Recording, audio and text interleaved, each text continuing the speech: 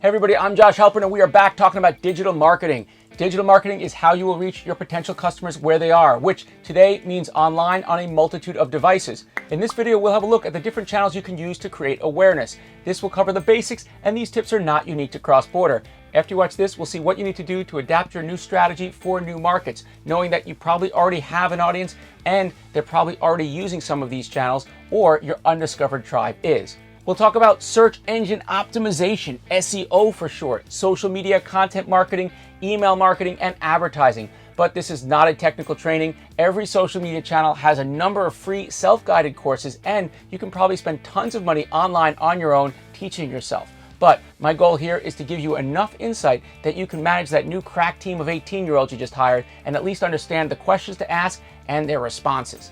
Search engine optimization, SEO. This is a strategy used to ensure that when someone searches for your keywords related to your product or service category on a search engine, they will find you. SEO focuses on expanding your company's visibility in organic search results and ranks higher in search engine results than paid, for example. SEO is pretty much essential nowadays. Other than helping you get good ratings, SEO is also the strategy you'll use to put the right information about your business online to inform both the search engines and your human customers. That's why the ultimate goals of SEO are often divided into two categories: ranking and visibility. Ranking determines where your website places in results for specific keywords, and visibility describes how prominent your domain is in search results. In order to optimize your site locally or internationally, you need to improve ranking factors in three areas: technical setup, content, and links. The technical setup refers to the overall ease of navigating your site: simple URL structures, page speeds, dead links, a logical sitemap. Basically, your website needs to run smoothly and easily for search engines to crawl. On the content side, search engines look for keywords, of course, but also on-page optimization and the presence of external and internal links. But first and foremost, search engines crave quality and relevance. So first, make sure your site has enough good quality content and then optimize its technical aspects. Now, links are what most search engines look for when gauging a website's relevance. Most importantly, backlinks, or links from other sites to your site. And this is a key relevance indicator for search engines. You must invest in creating these inbound links. This tactic, called link building, is something that should be worked on, especially if you're trying to enter a new market. Find trustworthy influencers, bloggers, trade associations, and tribal clubs that will be willing to put a link on their site leading back to yours. But avoid paid backlinks and steer clear of any services claiming to guarantee a massive amount of traction quickly. These are ways that you can easily get your domain blocked or worse. I'll give you an example of how you can build organic traffic without paying a dime. I was recently working with a baby clothing manufacturer looking to enter the EU market. They created a new blog and they wanted to find a way to build traffic. So before paying anything for views, I put them in touch with a Montessori parenting association in the EU.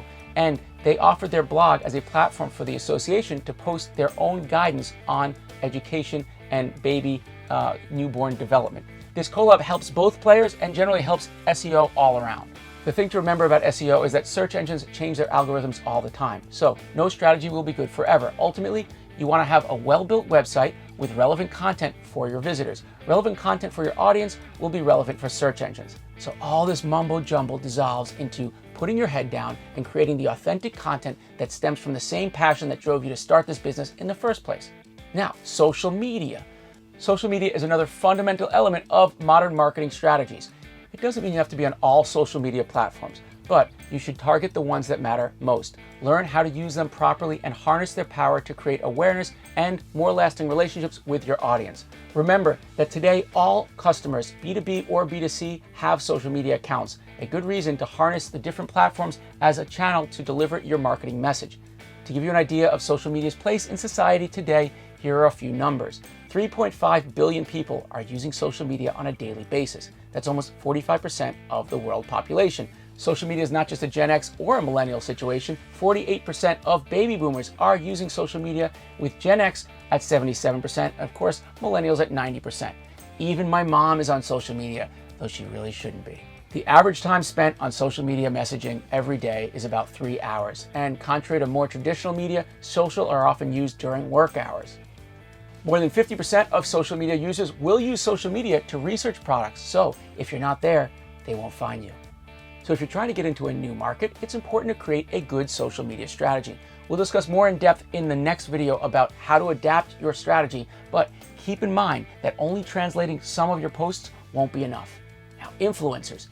Depending on your country and the audience you're trying to reach, influencers could be a great way to build brand trust. According to the Digital Marketing Institute, 49% of consumers depend on influencer recommendations on social media to buy their products. And these influencers are not just on Instagram. You can find them on YouTube, blogs, TikTok, and more. Sorry, that's my TikTok dance. It just starts without me even realizing. Influencer marketing allows you to expose a specific audience to your brand's messaging and content through a trusted middle person.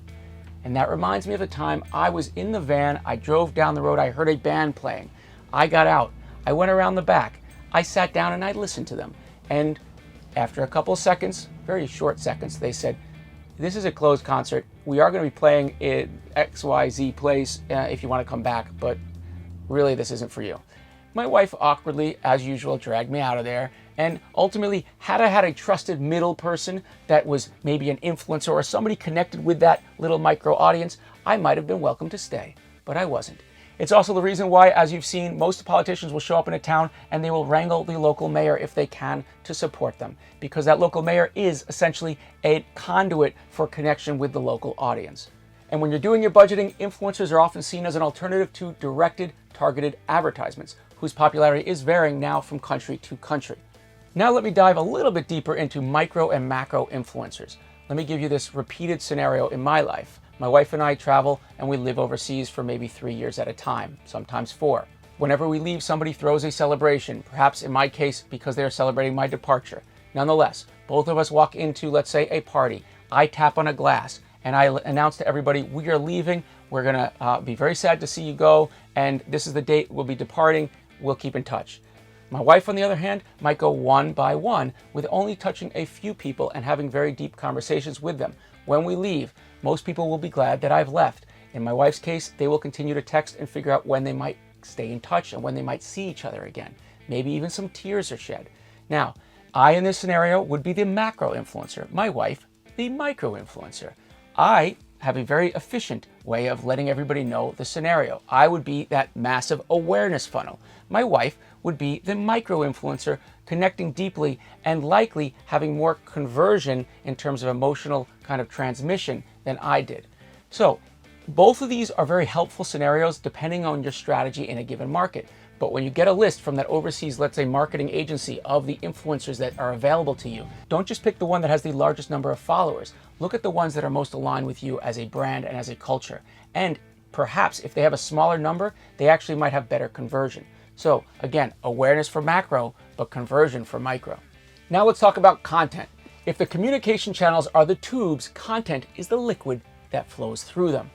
It's verbal, everything in between. Content is an essential part of a marketing strategy. It helps promote brand awareness and supports SEO and social media marketing. Content is larger than just written text. It also encompasses videos, memes, images, social media posts, infographics, and shared content. And in a cross-border scenario, your content needs to be localized in whatever way that means to you and to your content format or channel. For example, if you're trying to sell shoes in France, maybe change the picture of the model in Central Park to one of the Eiffel Tower. Or absolutely don't change it because you want to attract an aspirational French person who romanticizes a weekend in Manhattan. Doubtful, but possible. Or instead of translating a recent blog post about how your shoes are comfortable even after a day walking through Times Square, ask someone to describe how it feels after visiting Kyoto's Kinkakuji or Golden Pavilion. Remember that content rarely achieves its desired outcome on its own. You need to have the resources necessary to sustain a cadence of published high quality, not necessarily high production value, content that's relevant to markets for the long haul. Now, email marketing. Email marketing you may think is dead, and in the case of China, it might be. But I've got some good news for people who've already forked over an annual subscription of HubSpot. According to HubSpot, almost 60% of consumers say marketing emails do influence their purchase decisions. Now, businesses trying to succeed at email marketing should proceed with caution. As we'll see, email marketing is highly regulated in some countries, and it's easy to make mistakes. Make sure you know your readers, what they need, and make sure you offer them an easy way out. Many of my clients have had their email accounts shut down because they've sent emails to everyone who's ever emailed them without consent. That being said, email can be a great way for marketing and building lasting relationships with your customers. Now, advertising, at last, advertising. There are a lot of different options for advertising online. There are the ads you see on websites, blogs, videos, and games. And then there are the ads you see on social media platforms and search engines. And that doesn't even get into the advertising you do within a marketplace, which we're not going to get into today in this module, but we'll provide additional insights elsewhere. Make no mistake about it, digital advertising is clearly effective as it now represents 50% of the global ad spend, but it's not free. In countries like the UK, China, Norway, and Canada, digital advertising is the dominant medium. But in the other parts of the world, digital is still lagging behind more traditional forms of advertising like TV or billboards. It's one of the reasons you can get a lot for your money in emerging markets because you're competing against a smaller pool and usually you have a more advanced awareness of how to do that. Now, some companies don't see a point of advertising, especially if they're already ranking high on search engines. But as we see in Google's scenario, advertisers do make about $8 for every $1 spent on Google Ads. However, if you do decide to pay for advertising, you will outpace the competition on keywords, and in most search engines, your ad will appear on top of the organic searches. That being said, digital advertising can be expensive. You need to do the research to make sure that your ads are reaching the right audience for the right prices. However, since most of the platforms are using pay per click, your ads cost you only when they're effective, which is great, but should be taken into account when you're doing your digital marketing budget. Now that we've covered some of the basics on the existing digital marketing channels and tools, let's take a look at them again, but this time from a cross-border perspective. This is Josh Helper, and thanks for watching. This is a video on digital marketing, the ins and outs. Keep on watching more videos. We're going to be talking about cross-border digital marketing and catch those interviews with experts and brands on how they're building their global brand around the world. We'll see you soon.